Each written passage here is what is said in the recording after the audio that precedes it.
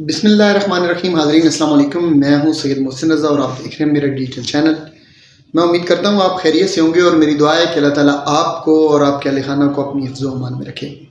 آج کی ویڈیو میں اسپیشلی میں تذکرہ کرنا چاہتا ہوں شام کے موجودہ حالات، اس سے پیچھے کیا ہوا، کیسے تحریر الشام آج حکومت تک پہنچی اور آگے آنے والے دنوں میں سچویشن کس طرح کی ہو سکتی ہیں، اس پر میں بات کروں گا. اس سے پہلے کہ میں اپنی گفتگو کا آغاز کروں، میں آپ سے یہ گزارش کرتا چلوں گا کہ میرے چینل کو سبسکرائب کیجئے گا اور ویڈیو اگر پسند آتی ہے تو لائک کیجئے اور اپنی رائے کا اظہار کرنے کے لیے کومنٹس ضرور کیجئے گا. حاضرین، سب سے پہلے ہم چلتے ہیں کہ اس وقت شام کے اندر جو کچھ ہو رہا ہے اس کے پیچھے تاریخ کیا ہے. آپ کو پتا ہوگا کہ بشار الاسد کی حکومت جیسے ہی اپنے اختتام کو پہنچی یا اپنے انجام کو پہنچی تو پورے سیریا کے اندر، پورے شام کے اندر ایک جشن کا سما تھا. سارے لوگ سڑکوں کے اوپر تھے اور وہ جشن منا رہے تھے. اور صرف شام ہی نہیں بلکہ شام کے علاوہ بھی امت مسلمہ کے بہت سارے ممالک میں اکثریت کی رائے یہی تھی کہ یہ جو کچھ ہوا بشار الاسد، اس کے ساتھ جو کیا گیا، اس کے ساتھ جو ہوا، یہ در حقیقت ایک نجات ہے شامیوں کے لیے اور مسلمانوں کے لیے یہ ایک بہت اچھا پیغام ہے.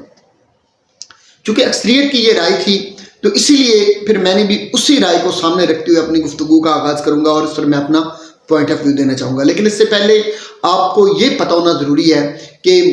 یہ ابو محمد الجولانی، ان کی تاریخ کیا ہے. یہ بالکل مختصر 5 7 8 جملوں کے اندر میں یہ واضح کروں گا اور اس کے بعد آگے جو صورتحال بن رہی ہے اس سے آپ کو اندازہ ہوگا کہ آنے والے دنوں میں اب شام جو ہے وہ کس ٹریک پہ چلنے لگا ہے. یہ ابو محمد الجولانی جو ہے بنیادی طور پر ان کا تعلق شام میں بولان کی پہاڑیوں والے علاقہ سے ہے. یہ بیسیکلی پیدا تو سعودی عربیہ میں ہوئے تھے. ہوا یہ تھا کہ اسرائیل نے جب شام کے اوپر حملہ کیا تو بولان کی پہاڑیوں کے اوپر انہوں نے قبضہ کر لیا تھا. ان کا جو خاندان تھا یہ اس علاقے میں، ان کا گاؤں تھا جولان، غالباً اس گاؤں کا نام تھا، یہ وہاں پر رہائش پذیر تھے. تو جب اسرائیل نے بولان کی پہاڑیوں پر حملہ کیا اور قبضہ کر لیا تو یہ لوگ وہاں سے دمشق آ گئے اور دمشق کے بعد پھر یہ ان کے والد صاحب اور ان کا خاندان سعودی عرب شفٹ ہو گیا اور سعودی عربیہ میں ہی ان کی پیدائش بھی ہوئی. وہیں پر ان کے نظریات پلے بڑھے، وہیں پر ان کے نظریات بنے اور بنیادی طور پر ان کے جو نظریات تھے وہ محمد بن عبد الوہاب النجدی، یہ ان کے نظریات کے ساتھ مطابقت رکھتے ہیں اور ان کے یہ فالوور ہیں بنیادی طور پر، نظریاتی طور پر. اچھا، میں چونکہ نظریات پر بات نہیں کر رہا، میں ان کی ٹوٹل تاریخ، ان کی ہسٹری پر بات کرنے لگا ہوں، اس لیے میں ایک سٹیپ آگے چلتا ہوں. اس کے بعد یہ کسی طرح جب دمشق میں واپس آئے تو دمشق میں واپس آ کر اس وقت انہوں نے جب عراق کے اندر امریکہ نے حملہ کیا اور عراق کے اندر جنگ چل رہی تھی اور القاعدہ بڑی ایکٹیو تھی تو انہوں نے جا کر القاعدہ جوائن کر لی. اور القاعدہ جوائن کرنے کے بعد ان کی جس طرح کی بھی ایکٹیویٹیز تھیں، جس میں اسپیشلی محمد بن ابو بکر البغدادی جو تھے، ان کی جو بھی انہوں نے زرقاوی گروپ کو انہوں نے جوائن کیا تھا اور زرقاوی گروپ کے ساتھ مل کر یہ ساری وہ ایکٹیویٹیز کر رہے تھے جو القاعدہ کرتی تھی. اس میں عام عوام پر حملہ بھی تھا، اس میں سرکاری عمارات پر حملے بھی تھے، اس میں عام لوگوں کا قتل عام بھی تھا، ساری چیزیں اس میں شامل تھی. لیکن یہ کہتے ہیں کہ میں اس وقت بھی اپنی قیادت اور اپنے احباب سے یہ کہا کرتا تھا کہ عام عوام پر اور عام لوگوں پر حملے کرنا جو ہے وہ ٹھیک نہیں ہے اور میں اس کے مخالف تھا. اس کے بعد کیا ہوا کہ کچھ عرصے کے لیے آپ کو پتا ہے کہ یہ امریکہ کی قید میں چلے گئے. اس وقت جو ابو بکر البغدادی، جو داعش جنہوں نے بنائی تھی، جو داعش کے سربراہ تھے، وہ بھی اس وقت وہاں پر موجود تھے اور ان کا کسی طرح تعارف ابو بکر البغدادی سے ہو گیا اور ابو بکر البغدادی کے ساتھ مل کر بعد میں چونکہ وہ کیمپ جس میں یہ قید تھے وہ کیمپ ختم کر دیا گیا اور آزادی ہو گئی اور اس وقت انہوں نے ابو بکر البغدادی کے ساتھ مل کر داعش جوائن کر لی. اور داعش کے ساتھ پھر جو داعش کی آگے تاریخ ہے، پھر وہ جو ذبح کرتے ہوئے ویڈیو بنائی جاتی تھی، وہ سارے کام یہ کیا کرتے تھے. اس کے بعد پھر کچھ عرصے کے لیے ان کے چونکہ آپس میں معاملات کچھ اس طرح کے ہو گئے کہ پھر امریکہ بڑا ایکٹیو ہو گیا. ان کے ایکٹیو ہونے کے بعد یہ جیل میں چلے گئے. جب یہ جیل میں گئے تو وہاں سے جب آزاد ہو کر یہ واپس آئے تو پھر یہ داعش کی بجائے سیدھے دمشق چلے گئے اور انہوں نے اپنے ملک میں رہ کر فیصلہ کیا کہ یہ بشار الاسد جو ہے ان کی جو آمریت ہے اور ان کی جو آمرانہ سوچ ہے، یہ اس کے خلاف ایکٹیولی اپنی سٹرگل کریں گے. یہاں میں آپ کو ایک بات بتاتا چلوں کہ آپ کو پتا ہوگا کہ عرب سپرنگ جب چلی تھی تو اس وقت بیسیکلی عرب کے اندر ایسے ممالک اور ایسے لوگ جو نسل در نسل حکمران تھے، جن میں قذافی بھی تھے، جن میں زین، آپ کو تیونس کا معاملہ آپ کے سامنے ہوگا، لیبیا کا معاملہ آپ کے، اور بے شمار ممالک وہ عرب کے جو ایک تحریک پوری چلی تھی، تو وہ ساری کی ساری تحریک بیسیکلی جو چلی تھی وہ بادشاہت کے خلاف تھی، آمریت کے خلاف تھی، اور جمہوریت پسند لوگوں نے وہ تحریک چلائی، نوجوانوں نے، عام لوگوں نے وہ تحریک چلائی تھی۔ ایسا ہی معاملہ شام میں بھی تھا کہ وہ چاہ رہے تھے کہ کسی طرح یہ جو خاندانی ڈائنیسٹی ہے جو کہ پچھلے 40-50 سال 55 سال سے جو چلی آ رہی تھی، جس میں حافظ الاسد پھر ان کے بیٹے بشار الاسد تھے، تو وہ کہتے تھے اس کا خاتمہ ہونا چاہیے اور جمہوریت آنی چاہیے۔ تو انہوں نے ایسے نوجوانوں کی تنظیم کو جوائن کیا جس کا پہلا نام غالباً النصرہ تھا، اور اس کے بعد چونکہ ان کے اوپر ایک ٹائٹل تھا، داعش کا بھی ٹائٹل تھا ان کے اوپر، اور ساتھ ان کے اوپر القاعدہ کا بھی ٹائٹل تھا، تو انہوں نے اپنے آپ کو اس ٹائٹل سے بچانے کے لیے یا اس ٹائٹل سے اپنے آپ کو ڈی ٹیچ کرنے کے لیے انہوں نے اپنے بیانات دینا شروع کر دیے، اور انہوں نے کہا کہ میری سوچ بدل گئی، میرے نظریات بدل گئے، میرے خیالات بدل گئے، میں کسی بھی طرح قتل عام اور عام لوگوں پر حملے کے حق میں نہیں ہوں، بلکہ میں شام کے اندر ایک ایسی جدوجہد کے حق میں ہوں جس سے ایک خاندانی آمریت کا خاتمہ کیا جائے۔ لیکن کبھی بھی انہوں نے جو جمہوریت رائج وقت جمہوریت ہے، انہوں نے اس جمہوریت کی بات نہیں کی، اور انہوں نے کہا شرعی نظام کی یہ ضرور بات کرتے تھے، یہ کہتے تھے کہ شریعت نافذ ہونی چاہیے، شرعی نظام ہونا چاہیے، اور یہ ہر حال میں اپنا دشمن صرف بشار الاسد کو کہا کرتے تھے۔ اب ایک بات یاد رکھیے گا کہ شام کے اندر مختلف چھوٹے موٹے گروہ تھے جو ایفرٹس کر رہے تھے، کوششیں کر رہے تھے، کہیں پر جا کر ان کے درمیان کچھ معاہدے بھی ہوئے، اور یہ اپنی کوششیں کرتے کرتے کوئی تقریباً شام کے 80%، بلکہ ایک ٹائم تو ایسا بھی آیا کہ صرف دمشق جو تھا وہ بشار الاسد کے پاس رہ گیا تھا، باقی سارے ایریا پر یہ قابض ہو چکے تھے۔ اب یہاں ایک بات قابل ذکر ہے، کہتے ہیں کہ جب یہ امریکہ کی قید میں تھے تو ان کے نظریات اس وقت بدلے،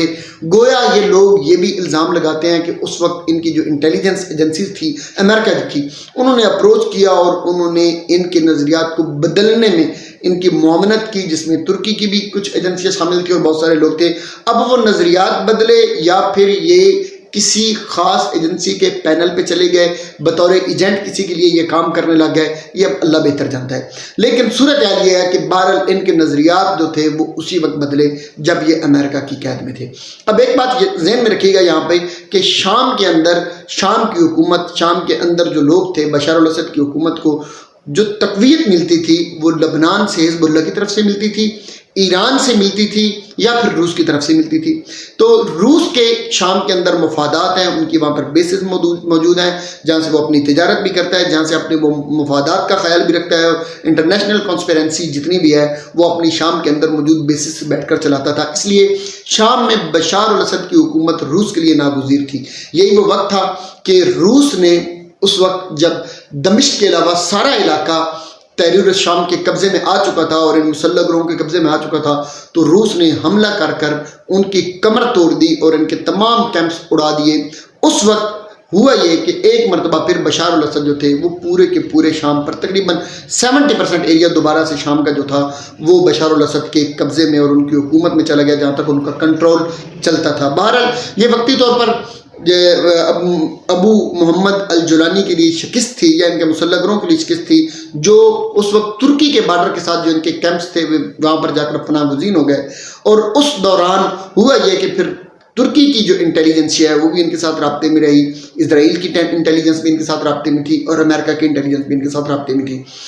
یہ اب پوری دنیا جانتی ہے، کسی سے یہ ڈکی چھپی بات نہیں ہے کہ ان کے پاس جو ٹینکس تھے، ان کے پاس جو اسلحہ تھا، ان کے پاس جو ٹینک شکن توپ میزائل تھی، ان کو سارا اسلحہ اور ان کو ہتھیار فراہم کرنے میں امریکہ ان کی بھرپور مدد کر رہا تھا، اور یہ مدد ترکی کے راستہ سے ہو رہی تھی۔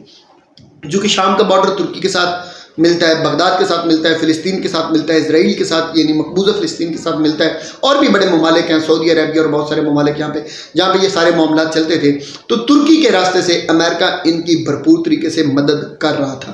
اب اس دوران جو بشار الاسد نے سب سے بڑی غلطی کی، آپ کو پتہ ہے کہ انہوں نے جب یہ آپریشن سٹارٹ کیا ان کے خلاف تو اس میں بہت سارے عام لوگ کچلے گئے، مارے گئے، اور کوئی 60 لاکھ کے قریب ایسے لوگ تھے جو مختلف علاقوں میں پناہ گزین بنے۔ ان میں سے کئی ایک نوجوان ایسے تھے جنہوں نے اپنا ملک چھوڑنے کی بجائے تحریر شام کو جوائن کر لیا، یا ایسی جگہوں پر چلے گئے جہاں پر مسلح گروہ کا کنٹرول تھا اور وہ ان کو پناہ دینے لگ گئے۔ ان لوگوں کو جب انہوں نے پناہ دی تو یقیناً جو لوگ اپنا شہر، اپنا آبائی وطن، اپنا گھر، اپنی جگہ چھوڑ کر آئے تھے،